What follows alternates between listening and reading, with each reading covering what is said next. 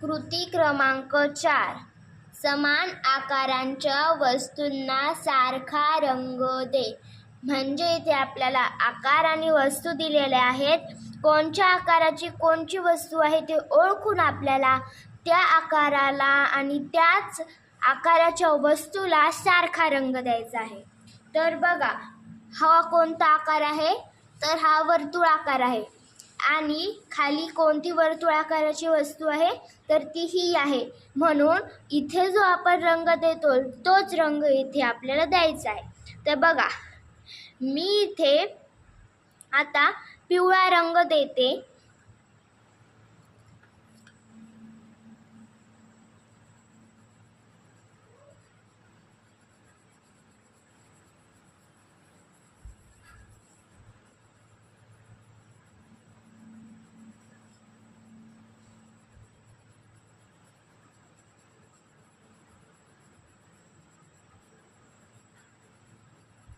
या वर्तुळाकाराला मी पिवळा रंग दिला.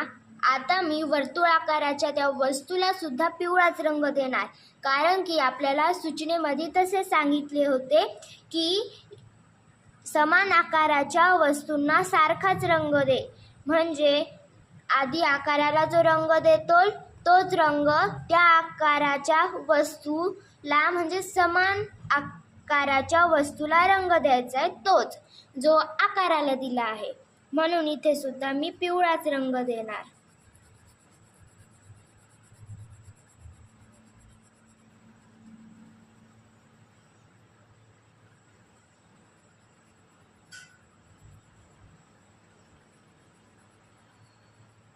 अशाच प्रकारे आता आपण पुढील आकाराच्या वस्तू त्याच्या समान आकाराच्या रंगाने रंग देऊयात. तर बघा, यानंतरचा आकार आहे दंडगोल. आणि दंडगोल आकाराची वस्तू म्हणजे ही आहे. आता आपण दंडगोल आकाराला गुलाबी रंग देऊया.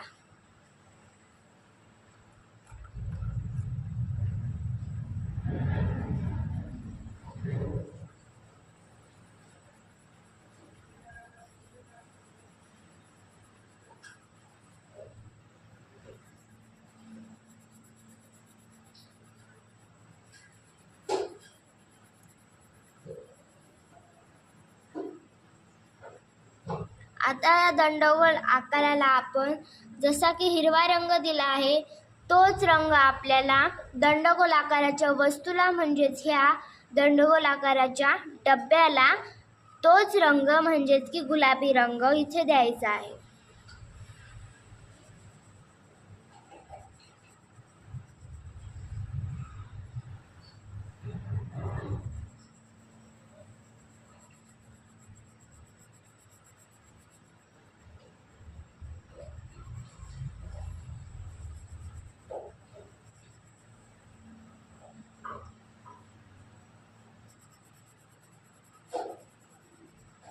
अशा प्रकारे.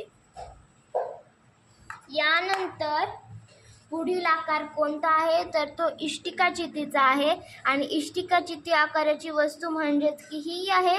आता इथे इष्टिकाचिती या आकाराला मी निळा रंग देते.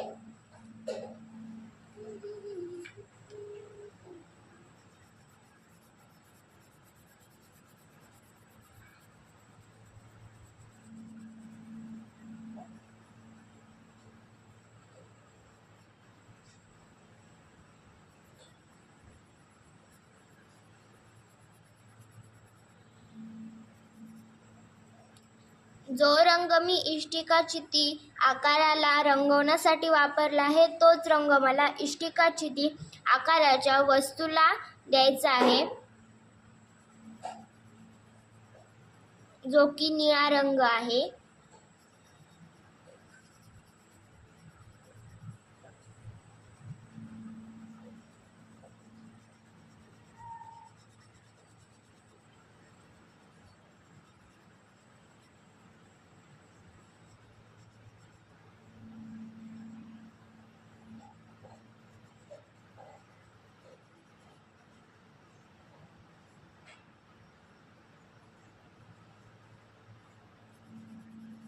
अशा प्रकारे आपली कृती क्रमांक 4 इथे संपलेली आहे. आता आपण कृती क्रमांक 5 पाहूयात. सारखे आकार जोड. म्हणजे इथे आपल्याला एक अ गट दिला आहे आणि एक ब गट दिला आहे. अ गटामध्ये आपल्याला आकार दिले आहेत वस्तूंचे आणि ब गटामध्ये वस्तू दिल्या आहेत. या आकाराशी जुळणारी वस्तू म्हणजे समजा आता इथे हा शंकू आकार आहे, तर या ब गटात शंकू आकाराची वस्तू म्हणजे ही गाजर आहे. तर आपल्याला जोडी लावायची ह्या शंकू आकारापासून ती ह्या गाजरापर्यंत सारखे आकार आपल्याला जोडायचे आहेत. तर जोडूया. इथे मी पट्टीचा वापर करत आहे म्हणजे जोडताना आपल्या रेषा सरळ येतील.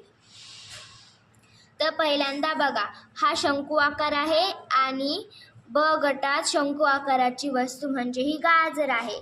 म्हणून आता आपण शंकू आकार आणि या गाजराला रेषाने जोडूयात. इथून आपल्याला गाजरापर्यंत ही रेष वडायची आहे अशा प्रकारे. तर आता यानंतर आहे दंडगोलाकार आणि इकडे ब गटात दंडगोल आकाराची वस्तू म्हणजेच ही आहे जो की एक डब्बा आहे. तर आता आपल्याला इथून ते इथपर्यंत रेष वडून ह्या दोन आकारांना जोडायचे आहे.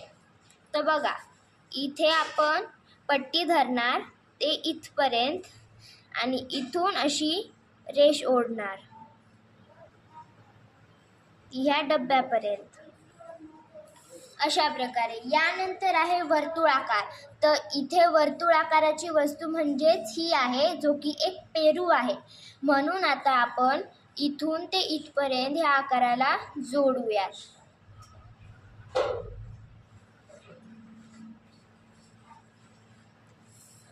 अशा प्रकारे. आणि एकदम शेवटी चौथ्या नंबरला ही आहे इष्टिकाची ती आकार आणि ही आहे ती वस्तू ब गटातील जी इष्टिकाची ती आकाराची आहे आणि ती एक वीट आहे. म्हणून आता आपण इथे इष्टिकाची ती पासून ते ह्या वीट या वस्तूपर्यंत रेष ओढूया.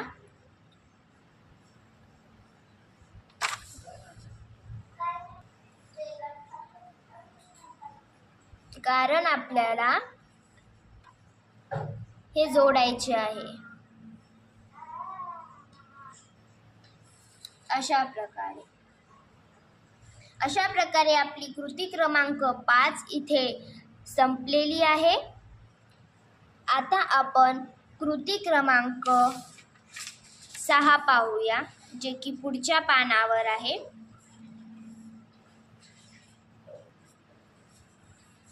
क्ले किंवा मातीपासून खालील आकार बनव. हे खाली दिलेले आकार, पहिला आकार कोणता आहे? शंकू, यानंतर दंडगोल, यानंतर वर्तुळ आणि यानंतर आहे इष्टिकाची ती. हे सर्व आकार आपण मातीपासून बनवूयात. कृती क्रमांक 7